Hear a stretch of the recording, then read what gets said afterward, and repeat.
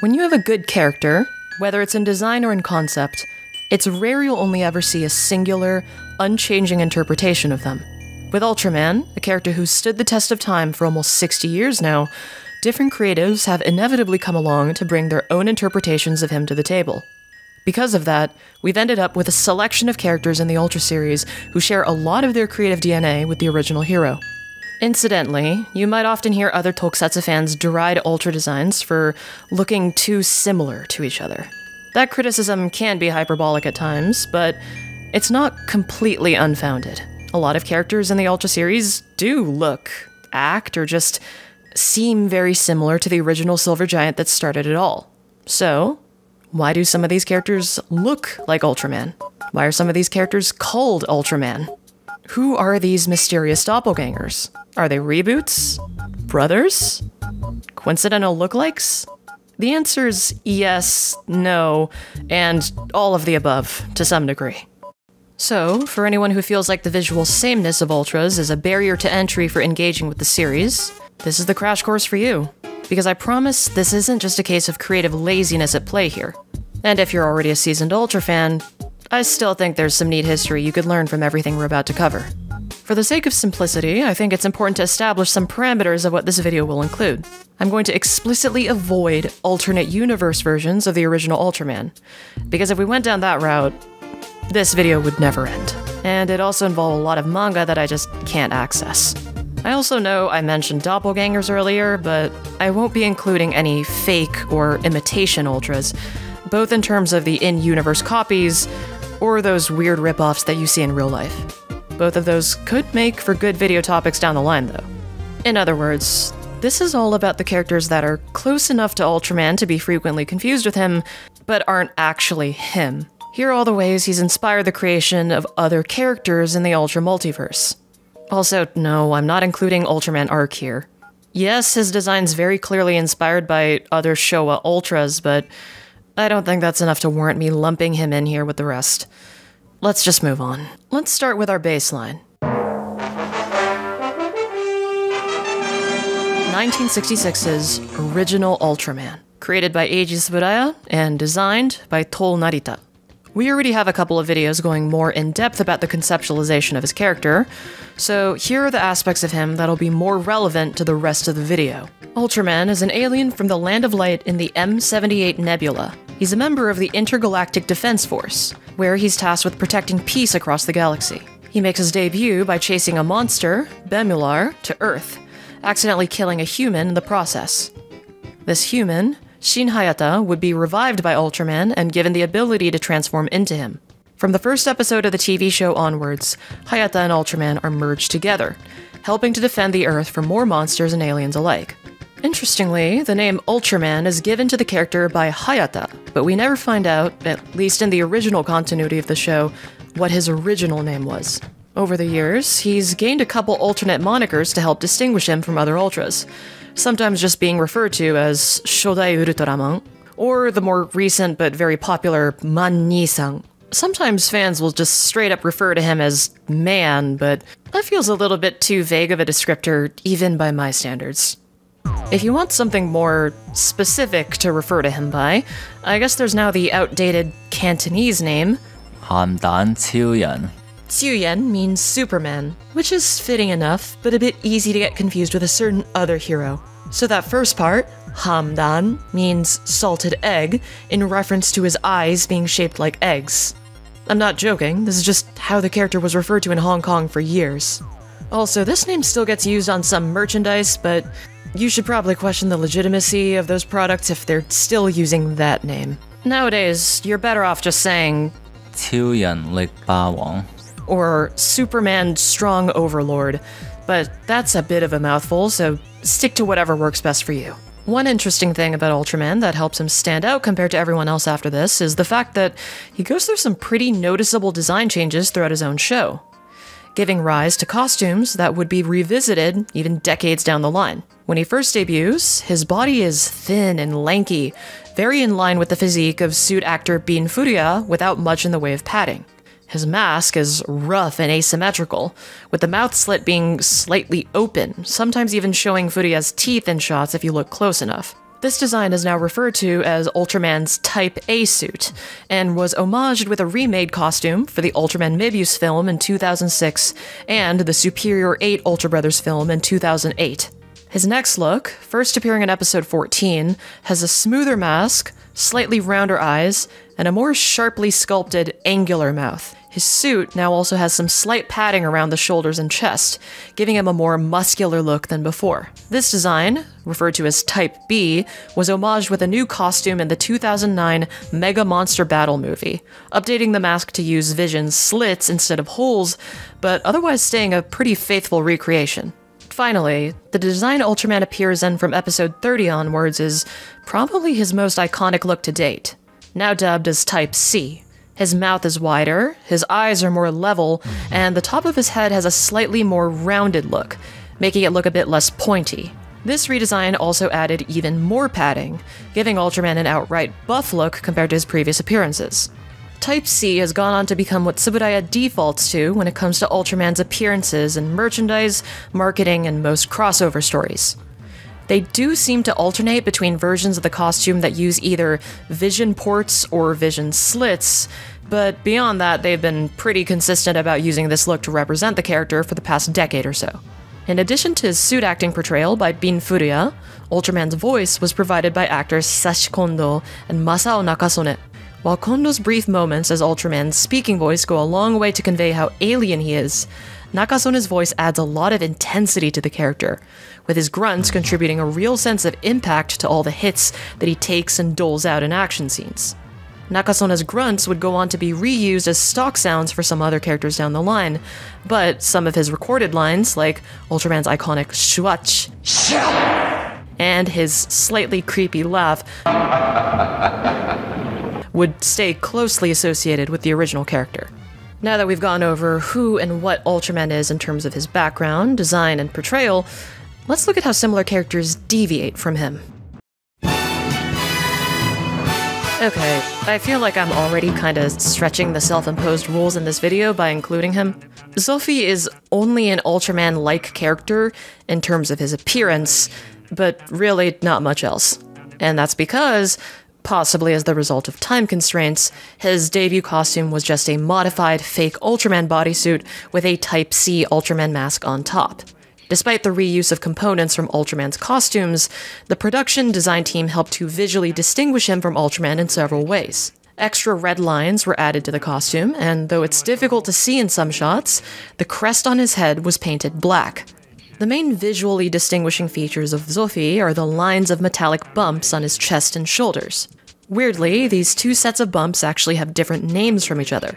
The ones on his shoulders are called Ultra Breasters, and the ones on his chest are referred to as star marks. Star marks are like the Ultra equivalent of a Medal of Honor, some type of marking earned for exceptional accomplishments. Unlike real-life military medals, these aren't always earned through military service, but Zophy earned them because of his signature attack, the M87 beam. Apparently, this is one of the strongest attacks any Ultra has across the entire franchise, so I'd assume that's the reason he got the star marks.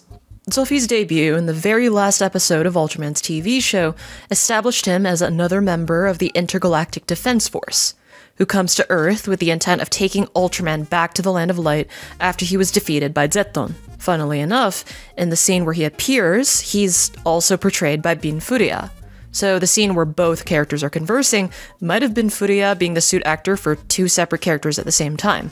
His voice was provided by Hikaru Urano, who gives Zophy's lines a very authoritative but ultimately sympathetic tone to them. Urano didn't come back to voice Zophy in subsequent shows, but he surprisingly ended up reprising his role for, of all things, a compilation film in 1984 and a 50th anniversary Ultraman stage show in 2016. Zophy never did end up getting his own show. The closest he ever got was the aforementioned compilation movie, which was just comprised of stock footage from previous Ultra shows. All of his subsequent appearances following his debut go on to differentiate him further from Ultraman, making them worlds apart in age, abilities, rank, and personality. Because he's never really been the main character of any focus story, there isn't that much to say about him compared to the other entries here. He acts as a supporting character, both in a narrative and combat sense. When other M78 Ultras are in trouble, it's really not uncommon for Zoffi to be the one to arrive and save the day, or potentially die trying. Zoffi's history in the Ultra universe stretches back further than a lot of other characters here, with one of his notable achievements being his role in defending the Land of Light against a rogue Ultra known as Belial. Didn't end up being one of his more successful fights, but what matters is that he was really trying. His role within Ultra Society is being a high-ranking officer, given his extensive combat experience and status as the leader of the Ultra Brothers. He also had a brief stint acting as the armored hero Andromelos, but passed down the role to another hero off-screen. As far as his canon relation with Ultraman goes, he's just a superior officer. The 1971 issue of the Ultra Kaiju Encyclopedia claims that Zoffi was Ultraman's older brother, but most other supplemental material since then doesn't seem to suggest any familial relation between the two at all. Some secondary sources claim that he was conceptualized as Ultraman's brother in the early stages of planning, but without anyone specific to attribute these claims to, I'd recommend taking them with a grain of salt. Ultraman and Zoffi are brothers in the sense that they're both members of the Ultra Brothers, and thus brothers in arms, but they're not necessarily like biologically brothers, at least as far as any current canon suggests. With the context of the following show, Ultra 7, you might be able to surmise that the titular characters just happen to have superior officers that look like them, maybe to convey that they're members of the same Ultra species, but not much else. Zoffi's only in this video because casual onlookers get him and Ultraman confused all the time based on looks. So, at the end of the day, he's really just a coincidental lookalike, and beyond that, completely his own character.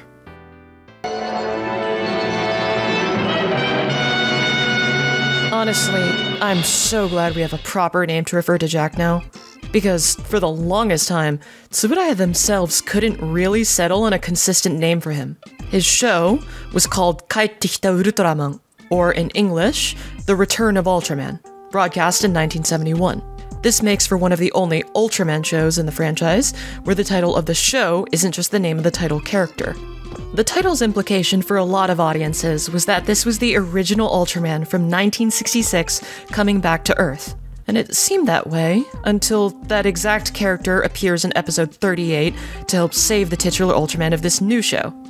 To help differentiate him from the 1966 character, he's been referred to by several names, like Shin Ultraman, with Shin meaning new, or Ultraman Nisei, which could either be Ultraman 2 or Ultraman II in English.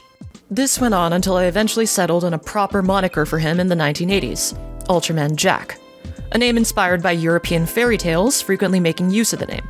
Despite largely sticking with Jack from that point on, some folks at Tsuburaya evidently still like calling back to those older names from time to time. Beyond the confusing names, what exactly is Jack's deal? Behind the scenes, Eiji Tsuburaya, the creator of the original show, wanted The Return of Ultraman to be exactly that, the original character returning to Earth. This idea was ultimately scrapped because the marketing department didn't think reissues of original Ultraman merch would sell well compared to a brand new character. So, they changed Ultraman's design slightly, made him into a separate character, then also had the original hero show up. This was a compromise pretty much everyone on the creative side seemed satisfied with in the end. If you want a shorthand of how to distinguish Jack from Ultraman, there are a few features you can point to. The most obvious are his body patterns. Jack has distinctive, outlines to all of his. They're a bit like the extra red lines that Zoffi has, but they're on all the markings across his body. This makes him stand out not just compared to the original Ultraman, but from most other Ultra designs in general. The next two differences are mostly down to advances in costume making at Tsuburaya Productions. Continuing the trend set by Ultra 7, Jack has both gloves and boots. These would remain a staple for most Ultra costumes in the Showa era. One innovation Jack introduced in Ultra costume construction was with visibility ports. Instead of the rounded holes on the masks of the original Ultraman, Jack used vision slits, a more discreet way of allowing suit actors to see without compromising on design. Some of these changes were apparently so effective that they even carried over to both Ultraman and Zoffi for their subsequent appearances in the Showa era, which, admittedly, really doesn't help with distinguishing them at a cursory glance. Identical masks, gloves, and boots. At that point, it's just the body patterns keeping them apart. Fortunately, with more modern updates to the suits, this whole Jackification deal isn't really an issue anymore.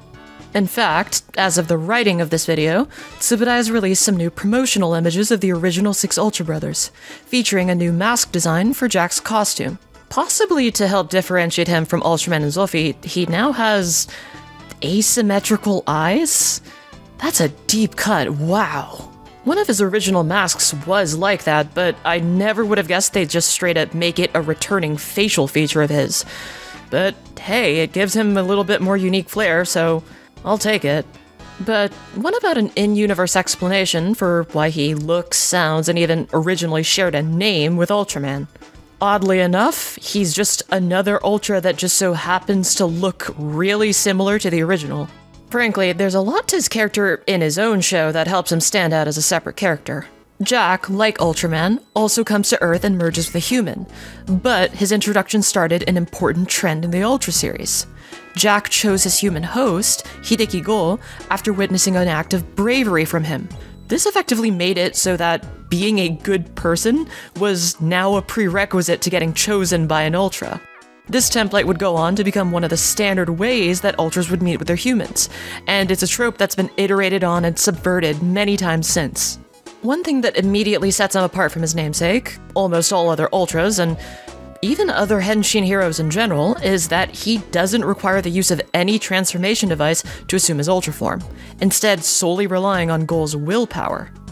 This sense of simplicity and minimalism doesn't necessarily apply to Jack once he's actually transformed and fighting, though. With Bin Furia having taken a break from suit acting, Jack was instead portrayed by H. Kikuchi, who'd previously been Ultra 7 suit actor for 2 episodes. Kikuchi brings his own unique body language to Jack's movement to help distinguish him from Ultraman. The way he handles poses, for instance, isn't to mimic Furuya's so much as it is putting his own spin on them, like how he does his own take on the Spacium beam. This difference in portrayal also extends to his movement, which is noticeably more frenetic during action sequences. This change in pace helps a lot with the addition of a full-on arsenal that Jack uses in combat. If we're counting the Eye Slugger as a weapon, Ultra 7 may have been the first Ultra to use one, but Jack really took that idea and ran with it. It's fitting, then, that 7's actually the one who gives Jack his new, multi-purpose weapon. So he's kind of passing down that skill in a sense. This new item, the Ultra Bracelet, is about as much of a narrative Swiss Army knife as you can get. Whatever weapon Jack needs to take down the monster of the week, it can transform into that. And with this new versatility in weaponry, also comes some very, very brutal kills. Also, it can revive him from being completely dismembered, so, yeah, definitely a useful thing to have around in general. Again, like with Ultraman and Zophy, Jack's another member of the Ultra Brothers, but he isn't biologically related to either of them. Funnily enough, according to this old and potentially outdated family tree, out of all the original 6 Ultra Brothers, Ultraman and Jack are the only ones to have no direct familial relation to anyone else, including each other. So, despite being conceptualized as a semi-reimagining of the original character, Jack's really grown into his own over the years. In expanded media, he's often presented as a master of weaponry, thanks to the versatility of his Ultra Bracelet. He's also responsible for later heroes, like Ultraman Zero and Ultraman Orb, having access to weapons and skills derived from him. From the looks of things, it seems like the upcoming Ultra hero for 2024, Ultraman Arc, might be a very loose spiritual successor to Jack. The showrunner for the series, Takanori Tsujimoto, has made it no secret how much he loves Return of Ultraman, and based on what little we've seen so far, it seems like there are definitely some parallels between the two characters, even if, like most characters in this video, there's no actual in-universe relation. Unfortunately, due to Go's actor, Jiro Dang, passing away in 2023, it's unlikely Tsubudai will put out any more stories featuring Jack in a prominent role. But it's nice to know his legacy still lives on through other characters. Jack Shindo stands defenseless, his last contact with Earth destroyed. He realizes his fate is in the hands of the gigantic alien figure. Why then should he feel so strangely at peace? Raid isn't necessarily our first international Ultra, but he is the first of many foreign reinterpretations of the original character. While Great's show was created under the oversight of Tsubudai Productions, the actual project, Ultraman Towards the Future, was a Japanese-Australian co-production. And in its English-language script, Great is only ever referred to as Ultraman. Great was just his name for the Japanese market to distinguish him from the original character. That being said, despite his design being modeled off the original Ultraman, Great's not exactly a one-to-one copy. His character designer, Hiromitsu Murayama, gave him some unique design features, like his triangular color timer, and his body being white instead of the usual silver for other Ultras. In behind-the-scenes footage, you can see that Great originally used a more conventional silver color, but this was changed when the material for the suit was switched out for spandex, which was apparently more wrinkle-resistant, easier to move in, and most importantly, dispersed heat more efficiently. Considering some of these fight scenes were filmed in the notoriously hot Australian outdoors, this was an understandable change to make. In addition to the design differences, his fighting style also sets him apart from the character he's derived from very early on. Out of all the characters in this video, Great's the only Ultra to not use a conventional Spacium-style beam attack for his finisher, instead opting for this move called Burning Plasma. A finisher like this, along with some of the other tricks he has up his sleeve, help to break the mold on what Ultras could look like when they're fighting on screen. The sense of physicality for the character was brought to life by two alternating suit actors, Robert Simper and Steve Apps. Great also helped to lay the groundwork for later Ultras by actually talking with his human host, Jack Shindo, across multiple episodes. I never said it would be easy.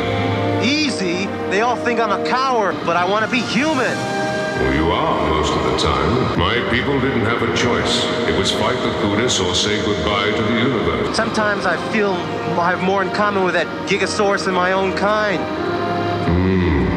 Ultras talking with their human hosts had been done as far back as the original character, but Great was one of the first to establish an ongoing conversational relationship with his earthly counterpart.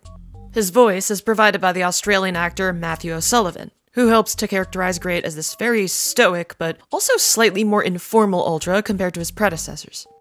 Great's 3-minute time limit, a staple of Ultras up to this point, was explicitly said to be the result of Earth's polluted atmosphere, thereby making Great the first and possibly only Ultra to have a direct weakness to pollution. This change was motivated by one of the show's screenwriters, Chiaki Konaka, wanting to give Ultra a more environmentalist angle, which is an idea he'd revisit in later works of his down the line.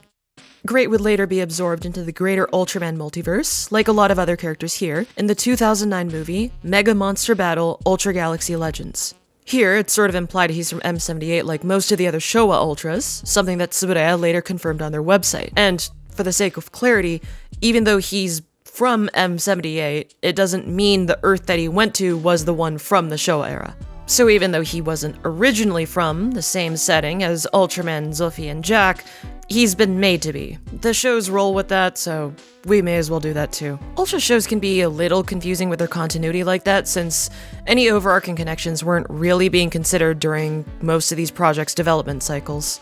I guess it helps make things simpler that Tsuburaya's current stance is basically everything is canon. So in summary, Great's kind of like another Jack, but more international, I guess. Keep the international thing in mind. That'll come up later on. Powered checks off almost all the boxes that we just covered with Great. The main difference is that instead of being Australian, Powered's show, Ultraman the Ultimate Hero, was an American co-production. Powered isn't the first American Ultra in the franchise, but he is the first from America to be based on the original character in some way. Conceptually, both Powered and his show are much more in line with the idea of rebooting the original Ultraman for a new audience. Artists Masahiro Maeda and Katsushi Murakami were tasked with redesigning Ultraman and his foes as updated, Powered counterparts for a new era. Like Great, Powered is also just referred to as Ultraman in the English version of his show, with the Powered moniker for him and his kaiju being added on for the Japanese market. So, to the American characters within the show and the intended American audience, he was just known as Ultraman. In this sense, his story is almost like a recontextualization of the original Ultramans, but instead within a 1990s American setting. His origin is nearly identical to Ultraman's, but instead of pursuing Bemular to Earth, it's the Baltans, who are set up as his sort of arch-nemesis throughout the entire show. Unlike Ultraman, Powered's arrival on Earth doesn't accidentally kill anyone, so there's at least something he has over his original counterpart. He has a much less bombastic meeting with his human host, Kenichi Kai, the first Japanese-American Ultra protagonist in the series. Kai is portrayed by King Kosugi, who, by this point, might be one of the actors with the widest range of roles across major tokusatsu franchises. Good for him, honestly. I guess he just really likes the work. Kosugi would return to the Ultra series nearly 30 years later, now as the voice of Powered in the English dub of Ultra Galaxy Fight, The Absolute Conspiracy, in 2020. Incidentally, his father, Sho Kosugi, provided the Japanese voice for Parrot in the original show alongside veteran anime voice actor Akio Otsuka. Neither actor returned to the 2020 web series, so the role was filled by Kai's Japanese dub actor, Toshiyuki Morikawa, helping to bring things full circle in both languages. The only person missing from this equation is Parrot's original English voice actor, who was unfortunately left uncredited in the series. He didn't get many lines, but he sounded pretty cool at least. Kenichi Kai, I request a favor of you. I am from a system you know as M78. I can't exist on your planet without a host. In order to fight them, I need to merge with your body. But I can only appear for 3 minutes at a time. I promise I'll never control your mind. Any longer, and neither of us would survive. Kai, we have no time left. Despite not being the first American Ultra, Tsuburaya still made good use of Power's Americanness by having him teach Japanese children English on daytime television. Thanks to this little segment on M730 Ultraman Land called Shuach English, you can now hear Power say iconic American English phrases like, "Where is a gas station? Pigmo." Power tends to stand out from a lot of other Ultras because of his distinctive blue eyes, a pretty major departure from the standard white or yellow audiences were used to at the time. Another unique trait of these eyes is that they'll also change color as an indicator of his time limit, changing from blue to red once he's nearing the end of it. His costume is also a bit more angular, being the first Ultra with a body that shows off muscle definition below his chest. This makes Parrot a pioneer for this type of design philosophy in Ultra, however subtle it might be compared to later iterations of the idea. You might also see some fin-like protrusions coming out of his forearms, called powered stabilizers. He doesn't get much of a chance to use these on screen, but just like the visible musculature on his suit, they'd also be a precursor to similar features on future Ultra characters. Another distinct aspect of his character, his fighting style based around shoving and grappling his enemies, was necessitated by two behind-the-scenes issues. Delicate costumes that restricted suit actor Scott Rogers' movement, and strict American TV regulations regarding violence being shown in an all-ages show. Ironically enough, this ended up being recontextualized into a sumo style of combat in his later appearances, which helped to emphasize his own unique identity down the line. Given all the infamous production issues that his show had, growing out of his status as just an Ultraman clone was at least a small caveat in the long run among all the problems that Powered was faced with. As far as his current legacy goes, he's occupying a very similar role to Great, now being designated as both a mentor figure and one of M78's de facto international Ultras. Again, this will become more relevant later. Ultraman wiped out the Dadas by destroying the computer power net. Oh, it was great. Bird up. It's great. You know, after reading up on Neos, I feel pretty bad for the guy. He was first conceptualized in 1994 to be Tsuburaya's big starting point for the Heisei era. But despite the marketing push the company made, along with producing a pilot for a new series, plans for the titular hero was shelved because Ultra's go-to TV network, TBS, couldn't secure time slots for the program. Neos' planned show was cancelled in favor of pursuing other projects, like Ultraman Zerth and Ultraman Tiga. He was the first Ultra designed by Hiroshi Maruyama, the man who'd go on to become the lead Ultra character designer for the next 14 years. While his design's based on the original Ultraman, everything about Neos has been updated in some way to fit more modern design conventions. The red markings on his body are more evenly distributed across the silver, with them having a sharper and sleeker look to them. His head is rounder, with some added sculpting on his forehead and a green crystal called a blow spot that he can use to fire energy beams from. Look, just a quick side note, don't question Ultra anatomy names, I don't know the logic behind them. Once you accept that an alien can have a psychically controlled flying blade attached to his head called an eye slugger, pretty much anything from that point goes, just roll with it. On the note of eye sluggers, Neos was conceptualized in tandem with another character, Ultra 721, who is intended to act as Neos' partner and a counterpart to Ultra 7. So this new show, starring Neos, wouldn't just be reimagining ideas from the original Ultraman, but its sequel show, Ultra 7, as well. While the initial pitch from 1995 didn't immediately lead to any show, it's not like Neos was scrapped as a character altogether. Tsuburaya would still bring him out for ads and stage shows, even using him for, of all things, a promotional Spider-Man event in 1996. He finally got the chance to shine on screen in 2000, when his original pitch was used for a direct-to-video series. Despite Neos' design taking so many cues from the original Ultraman, his series is very much its own thing. This is more along the lines of great story than Powered's. Neos is sent to Earth, along with Ultra 721, to help protect the planet from dark matter.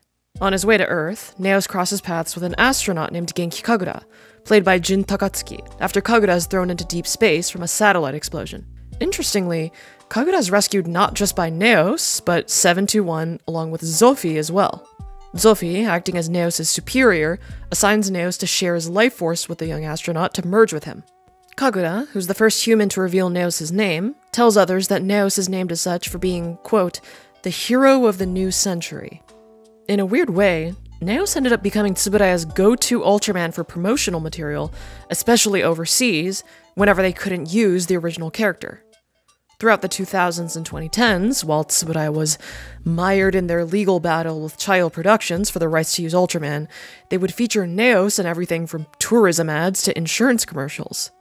Out of all of these, I think this music video by the Taiwanese band Mayday, for their song Life of Planet, is probably my favorite. The video starts off with Neos fighting Baltan, encountering some xenophobic protesters who want him gone, then getting really depressed about it and dying. The video ends with him getting revived by a kid's hugs and saving the day. Pretty wild stuff, but I mean, yeah, it captures the spirit of Ultra pretty well.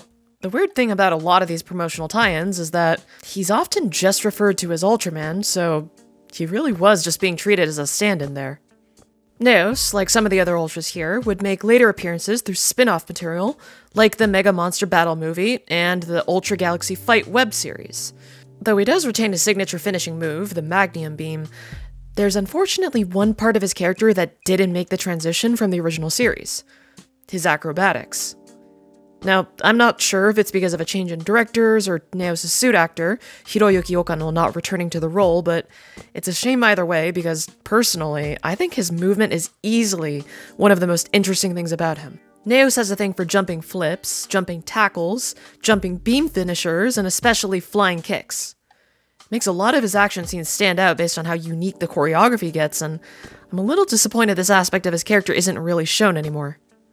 Regardless, it's still nice to see he gets some love from creators, especially now that Jin Takatsuki's been brought back to Ultra as Neos' voice from 2020 onwards. The next is the most immediate oddball in this list from a visual standpoint. He looks nothing like the original Ultraman, so why is he even here? Well, the next is more of a conceptual reimagining than a strictly visual one, but he still counts for that reason. The movie he debuts in didn't even use the character's name for its theatrical release. It was just called Ultraman, spelled just like that, big bold English letters, and all capitals. They really wanted to make a statement with this one. Unlike with Powered, this movie is less of a take on the entirety of the original show, and more so just focusing on taking the premise from the first episode, Ultra Operation No. 1, and bringing it to life in a more grounded, modern setting. The way that the film sets up the next is more of a slow burn mystery than with his original counterpart. For the first half of the film, the next doesn't even fully show up on screen. He first appears as a glowing ball of light, misidentified as a UFO by the Japanese government. Shunichi Maki, soon-to-be retired JSDF pilot, played by Tetsuya Bisho, is sent out to investigate, and ends up crashing into the ball of light. Maki miraculously survives without a scratch, and no memory about what happened. He figures out that he has some kind of living being inside his body, but isn't sure of what it is, or if he can even trust it. The government also places high suspicion on Maki, having dealt with a similar incident involving another human coming into contact with and subsequently being taken over by a hostile alien life form, codenamed The One. Because this new alien inside Maki is the second one to make contact on Earth, he's given the codename The Next. Ultimately, Maki has to prove his innocence by using the Next's power to fight off The One, protecting as many humans as he can along the way. The character is given the codename The Next in the movie to contrast with his antagonist, The One, but in a meta way, his name's also intended to convey that he's the next step forward for the Ultraman franchise, a new vision to reinvent the original character. This was all part of the Ultra N project, Tsuburaya's first attempt at a major reboot of the Ultraman franchise. Long story short, the next sequel film was cancelled, and the Ultra N project was a commercial failure, but the character kind of ended up sticking around, just not really as himself. Bit more elaboration on that later. Ultraman the Next was Hiroshi Maruyama's second attempt at a modern reinterpretation of Toll Narita's original concept after Neos, but this time with some more aesthetic sensibilities of the 2000s. The The color timer, notoriously hated by Narita, was instead replaced by a much larger red power core, a symbol derived from Ultraman's chest markings that would become somewhat of a marketing insignia for the movie. Maruyama described the thought process behind the power core as such. This time, we made that light a more organic-looking design, and it's inside the body, below the skin, rather than outside as it had been previously. It's like you're looking through a window into his body. The director of the film, Kazuya Konaka, had asked Maruyama to design what he described as a mutant Ultraman. Continuing on with accounts from Maruyama, he says, "In his first incarnation, the face and body of the next were molded to look almost exactly like the clay demo model I built, meaning that all of the little dips and imperfections were retained. But the Bible says that man was originally made out of clay, right? The design is deliberately asymmetrical. If you make it perfectly symmetrical, Ultraman would look like a robot or like some kind of manufactured item. But he is supposed to be a living being."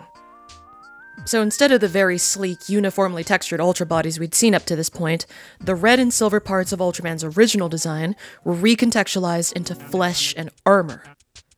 The next two forms, Unfunds and Junus, even incorporate elements of the original Ultraman's costume evolution throughout his show. Clay-like texture he has as Unfunds goes from looking rough and uneven like Ultraman's Type A mask, but becomes smoother and more metallic in his Junus form to resemble the refinements of the Type C mask. I know this video is intended to be more on the informative side of things, but I gotta say, I really love how this character is brought to life on screen. Maruyama clearly put a lot of thought and care into design, and I can see why he likes talking about it so much on Twitter. But it's not just how the next looks that works so well in the film. The way he moves has a real sense of weight to it, no doubt aided by the work of his suit actor, Keiji Hasegawa. It's not necessarily that he's sluggish, though. Despite how heavily armored and bulky the suit looks, evidently it still allows for some agile movement, which is also really cool. And while this aspect of his character is more understated, I think his quiet but contemplative voice, as provided by actor Hideyuki Tanaka, works really well for what they were going with. His voice isn't used much in the film, but it makes the scenes where he does talk to Maki that much more impactful. All of these elements just come together really well in the context that they're used in. The main unfortunate thing about the next is that, in spite of how much thought went into creating the character, this movie's his one and only appearance on screen, but he was at least put to good use here. Those who are more familiar with the Ultra series might be wondering why I'm not including the next evolved forms, Nexus or Noah, here. And that's mainly because, conceptually, they're so far removed from the original character that there isn't much of a connection to draw there. This all puts the next in a pretty difficult place in the current Ultraman franchise. Because he's the weakest version of an established character, there's never really any narrative reason to have him on screen. Nexus is brought back whenever newer Ultras need an ally, and when writers want to call back to his TV show, and Noah is brought in whenever the story needs a godlike presence to really shake things up. So there just isn't anything left for the next to do. I get the reasons he can't come back, but it'd be nice if he weren't just stuck in limbo for all these years. It'd be good to get him in a crossover special at some point, even if it's just for a brief appearance. I went back and forth a lot on whether or not to include Shinjiro in this video. His story takes place in an alternate timeline following the original TV show's events, so it does have its own alternate universe version of the original Ultraman. But we're not talking about him here. Also, it'd be very difficult to talk about him without getting into heavy spoilers for a manga that lives and dies by its mystery setups and big reveals. So we'll just stick to talking about Shinjiro for this part. If the name here sounds familiar to you, it should. Shinjiro Hayata is the son of Shin Hayata, from the 2011 manga just titled Ultraman. This manga was adapted into an anime on Netflix, and while the story does diverge a lot from the source material, most of what makes Shinjiro's character is the same across both versions. Like I mentioned earlier, the original Ultraman does exist in this story, but he's mostly out of the picture. In his stead, Shinjiro is the main figure who the moniker of Ultraman is given to. In the story, he's more or less treated as a successor to Ultraman, taking up the mantle after the old one had left Earth. As Shin Hayata's son, he's inherited some of Ultraman's powers, referred to as the Ultra Factor. Unlike Shin, he can't transform into an Ultra, so he relies on a type of cybernetic armor called the Ultraman suit that allows him to use some of his powers. Shinjiro's Ultraman suit is modeled after Ultraman's design, but probably doesn't resemble him enough to the point that anyone would get the two mixed up. This design has been frequently compared to Marvel Comics' Iron Man, but as far as I can tell, I don't think the illustrator, Tomohiro Shimoguchi, has ever confirmed any direct inspiration from the character. Certain elements of the design serve to, like Maruyama's design for the next, somewhat recontextualize classic elements for a new character. Shinjiro's suit has spacium emitters in its arms, which he can put together in a cross pose to fire the spacium beam. The color timer on the suit's chest comes with a hidden trick this time around. When Shinjiro's in a pinch, he can release his suit's limiter, allowing him to access his full Ultra Factor for a short duration of time. In this state, the color timer's beeping speeds up, and Shinjiro's entire body glows red with ominous energy. The way Shinjiro himself puts it, certain elements like these make Shinjiro, in some ways, the most intimidating character here so far.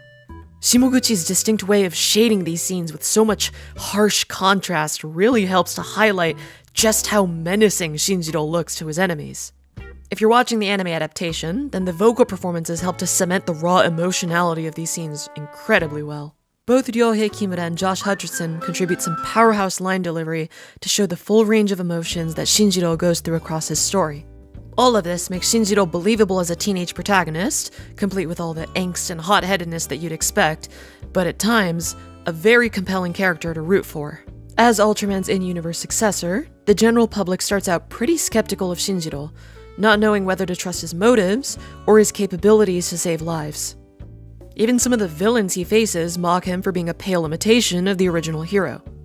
As such, Shinjiro's story is about him growing into the role and learning what it means to embody Ultraman, while still technically staying a human the entire time. He's the only character here to never merge with an Ultra or gain an Ultra form of his own. The qualities that earn him the title are his bravery and determination. The suit enables him to fight villains and save lives, but it's his heroic spirit that drives all of those actions. To address the most obvious elephant in the room right away, no, Reboot's name has absolutely nothing to do with him being a rebooted design of the original Ultraman. Reboot is Malaysia's first original Ultra, so he was given a Malay name, with Reboot in this context specifically meaning storm. Reboot's kind of an interesting case here. He's a little like Zofi in the sense that him looking like Ultraman is completely incidental within the universe, but there's also no direct confirmation behind the scenes that he was intended to be a redesign or reimagining of the original Ultraman. In fact, out of all the characters in this video, Reboot is by far the one with the least behind-the-scenes information about him publicized, at least in either English or Japanese. So as far as stuff I can figure out, Reboot is one of the few Ultras from the past 15 years who wasn't designed by the main character designer at Tsuburaya, Masayuki Goto. Instead, he was designed by someone named Jun Takeuchi, who, from the looks of things, doesn't seem to do interviews or post on social media. With the comparatively limited amount of behind-the-scenes info about Reboot, it's difficult to figure out what his place is in this video. Unlike his other international Ultraman-like counterparts, Reboot is established as his own character from the start. He's never just Ultraman, everyone refers to him as Reboot, so there's no ambiguity there despite him looking like Ultraman.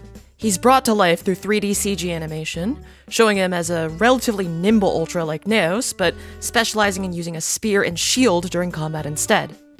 His design here looks like Ultraman, but with much more rounded markings all over his body, combined with a generally more futuristic, detailed look to him. Reboot would later be folded into the greater Ultra multiverse with his first live-action appearance in 2019's Ultra Galaxy Fight New Generation Heroes.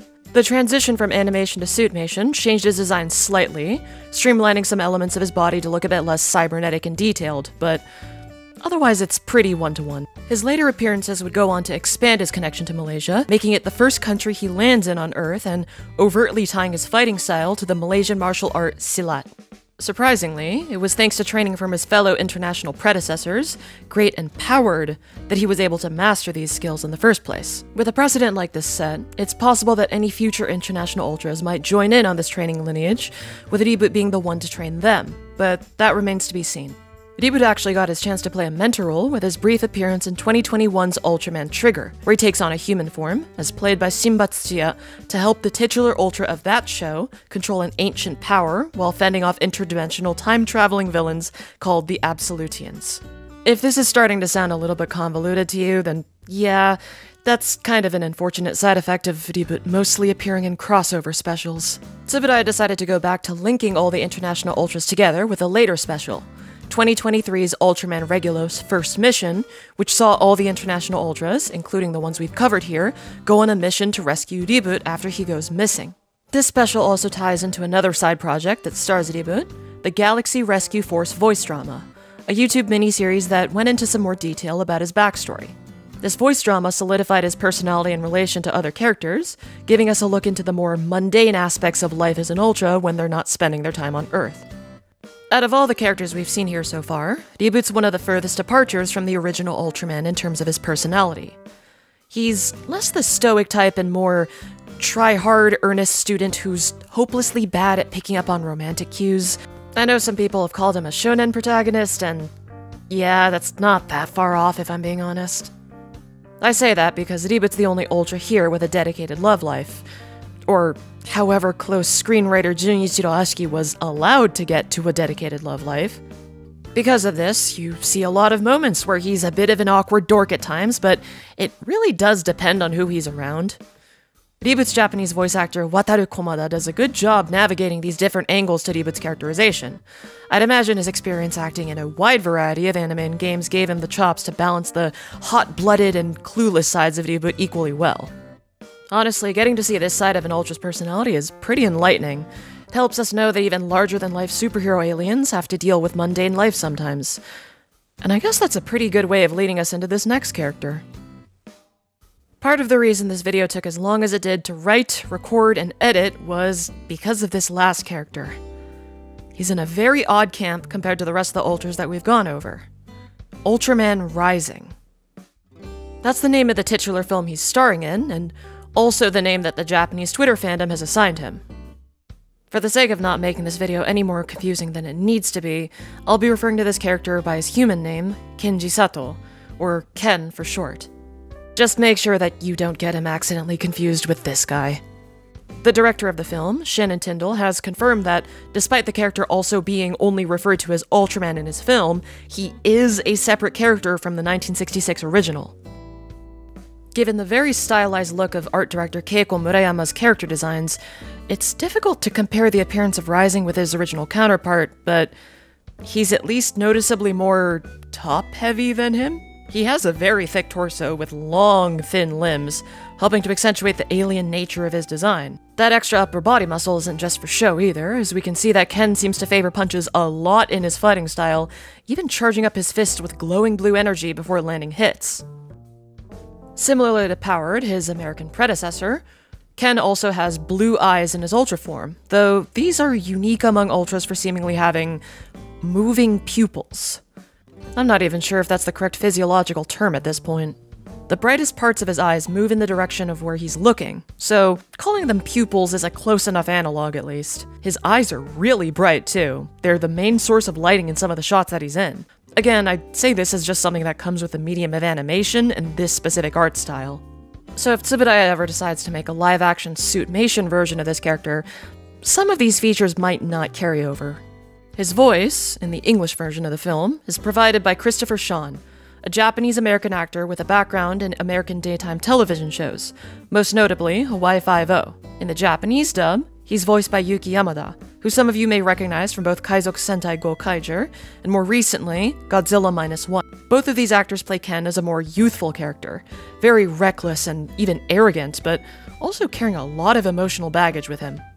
His characterization, originally a major point of discussion among fans, makes the differences from the original Ultraman abundantly clear. Ken isn't so much a reinterpretation of Ultraman, as he is just another Ultra who happens to be called Ultraman, but shares no direct relation with the original character. If anything, he shares a lot more in common with more recent Ultra protagonists from the New Generation era, and in more ways than just his immaturity. Ken does a lot of things that you wouldn't expect Ultraman to do. He's talkative, careless, and even straight up selfish at times, choosing to flee a battle to protect himself instead of defending others. Actions like these put him under a ton of public scrutiny, not just because he's an unlikable superhero, but because he's specifically failing to live up to their image of what Ultraman should be, like how his father, Hayao Sato, was. Similarly to Shinjiro, Ken isn't the first character to take up the role of Ultraman in his universe. We don't get too much insight into Hayao's backstory, but we can see that he acts much closer to the original Ultraman from the brief glimpses we get of him in his prime. If anything, he fits the archetypical traits you'd expect more with the character, making him a closer analog than Ken himself. He's strong, quiet, brave, and always puts his responsibility as a hero above anything else, even his duty as a father. Because of this, Ken grew up estranged from his father in America, resenting him for staying in Japan to protect civilians instead of being there for him. With this resentment towards his father comes a general sense of cynicism towards the role of Ultraman in general. The film opens with Hayao calling Ken to ask him to take up the mantle of Ultraman after suffering from a critical injury. Ken reluctantly agrees, leaving behind his baseball career with the LA Dodgers to play for the Yomiuri Giants, all while fighting kaiju on the side in Japan. Ken really doesn't want to be Ultraman. He doesn't want the responsibility of taking up the role of a hero, which is why he acts the way that he does. He has expectations thrust upon him based on a role that he never wanted to accept from his dad, but feels morally obligated. One quote from the director and writer of the film, Shannon Tyndall, sheds a little more light on this. "I have a great life. Why would I want to be a superhero? My dad was a superhero, and look at the mess he made of our lives." And that's how he feels at the beginning of the film, until he learns better. Another quote from Tyndall continues with describing Ken's arc throughout the film. Ken is a character who needs to grow up and become mature so that he can earn the right to be Ultraman. Just because you look like a hero doesn't mean you are one. As such, when Ken unexpectedly finds himself taking care of a baby kaiju, he needs to learn how to achieve a sense of balance in his life. Not just between his roles as a baseball player and Ultraman, but as an adoptive father too. Ken starts off lacking so many of the fundamental positive traits that people associate with Ultraman, but the one thing he has going for him is determination, which allows him to keep pushing forward, failing over and over and over, but always getting back up and trying again. This tenacity is what allows him to overcome his ego, connect with others, open up, and ultimately grow as a person and a hero worthy of the title of Ultraman. All of these elements that make Ken so different could be explained by his initial conception back in 2001. Shannon Tyndall confirmed online through early concept art that the superhero character in this film wasn't always intended to be an Ultra, but was made into one after he successfully pitched the film to Tsuburaya and received their approval. Interestingly enough, we can see that even before being greenlit by Tsuburaya, Ken's superhero persona at least took some very noticeable visual cues from Ultraman. Once the film officially became an Ultra production, Tyndall noted that his reasoning for staying close to the original design was as such.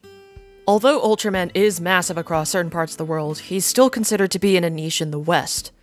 But I love the classic design, and I feel that even if folks haven't seen the show, they may recognize red and silver. Blue eyes just felt right, and often I go with my gut. In a sense, Ken's almost a reversal of some of the other characters here, starting out as a character largely unrelated to Ultraman, but gradually becoming more and more like him the further in development the film got. And now that the film's out, I feel very confident in saying that he's more than earned his place in the pantheon of Ultras. I do really wish they gave him an official name beyond just Ultraman, though. It makes talking about him so confusing sometimes. Maybe Tsuburaya will for the Japanese market after release. It wouldn't be the first time, but I'm not going to count on it. If nothing else, I'll just keep calling him Ken. So now that we've gone over all these different characters and their similarities to the original Ultraman, there's still one question remaining. Why? Why does Ultraman share not just a homeland, but a multiverse with so many other heroes who look, sound, or seem just like him, but aren't? If you want an in-universe explanation for that, you'll be sorely disappointed. As you've seen with most of the examples we've gone over, these characters' similarities to Ultraman from a story perspective are completely incidental. The only character here with any genetic relation to Ultraman is Shinjiro, and he doesn't even look that much like him. The closest thing you'll get to an in-universe acknowledgement is that one time Ultraman Z accused his human host Haruki of being ultra-racist for mixing up Ultraman, Zophie, and Jack. I mean, it's a great tongue-in-cheek joke from the writers, but it doesn't go much further than that. Unlike most other superheroes, the appearance of Ultras is, for the most part, entirely down to their biology. They don't choose how they look, their appearances aren't superhero costumes in the traditional sense of the term. They just look the way they are because that's how their bodies are. These characters are similar to Ultraman just because they happen to be, not because of any inherent relation to him. If you wanted to glean some kind of theory for this, you might be able to assume that Ultraman just happens to represent the combination of a lot of very common genetic features for Ultras. Headcanon's kind of the best you'll be able to work with to answer that question. But if we're talking about behind-the-scenes reasons for why these characters are similar, I think that's where it gets a lot more interesting. And I think that's the more important side to look at here. It can be easy for an outsider or someone relatively unfamiliar with the Ultra series to dismiss these characters as being effective clones or the result of creative laziness. But I think that does a disservice to all the artists, directors, writers, actors, stuntmen, and production staff who've helped to bring these characters to life and give them their own unique identities. Rather than making the original redundant, these characters show just how versatile he is, and how many different directions you can take him in. Even when some of these characters were, at some point in their development, supposed to just be another version of Ultraman, they all ended up being so much more than that. Once I understood what made these characters distinct in spite of all their similarities, it helped me appreciate the work that went into creating and portraying them that much more. And I hope that after watching this, you feel the same way.